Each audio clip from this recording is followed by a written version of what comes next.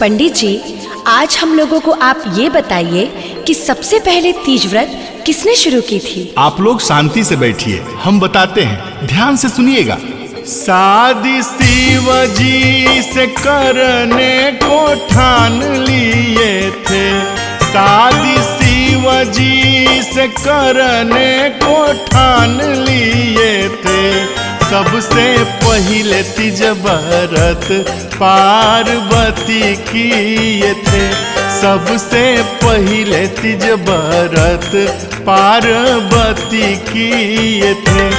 पति भोला जी को मने मने मान लिए थे, पति भोला जी को मने मने मान लिए थे। सबसे पहले तीज व्रत पार्वती किए थे, सबसे पहले तीज व्रत पार्वती किए थे।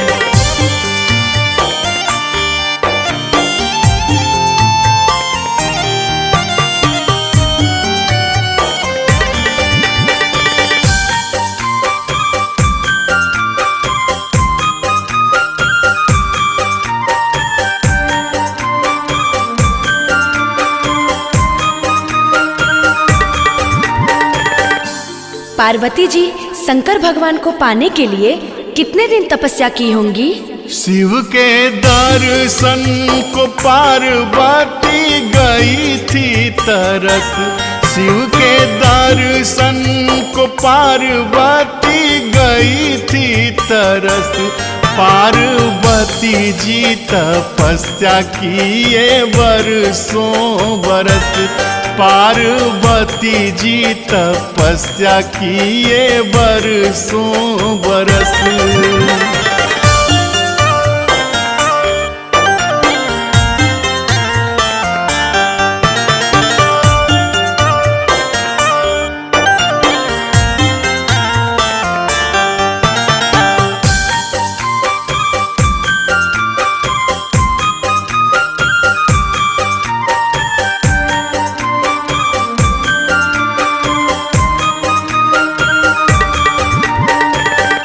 बाबा, हमको तो ये पता है विवाहित औरत तीज व्रत अपने पति के लिए करती है, लेकिन कुंवारी लड़की भी तीज व्रत करती है, वो किस लिए? अरे अभी न बताए कि सबसे पहले तीज व्रत पार्वती जी किए थे, वो भी तो उस समय कुंवारी थी। रुकिए, हम साफ साफ समझाते हैं, सुनिए। कुमारी तीज व्रत करती मन जगबर के लिए, कुमारी तीज व्रत करती मन जगबर के लिए। विवाहित पति के लंबी उम्र के लिए, विवाहित पति के लंबी उम्र के लिए।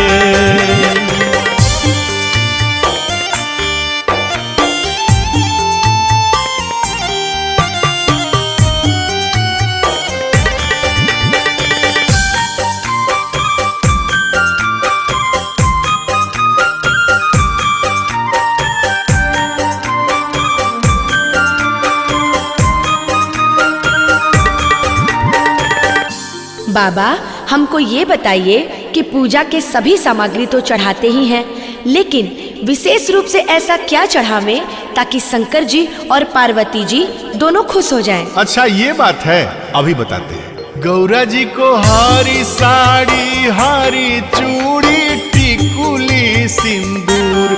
गौरा जी को हरी साड़ी, हरी चूड़ी, टिकुली सिंदूर। भोलेनाथ को चढ़ाइए बेलपत भंगिया धतूर, भोलेनाथ को चढ़ाइए बेलपत भंगिया धतूर। हाँ, एक बात का और विशेष ध्यान रखें। तीज व्रत का विशेष महत्व और मानना है कि जो भी कुमारी कन्या या विवाहित औरत तीज व्रत के दिन रात्रि में शंकर भगवान और पार्वती जी के भक्ति में लीन होकर पूरी रात जगी रहती हैं, उन पर शंकर भगवान और मां पार्वती का विशेष कृपा होता है, उन्हें मनचाहा फल मिलता है। ठीक है बाबा, समझ गए।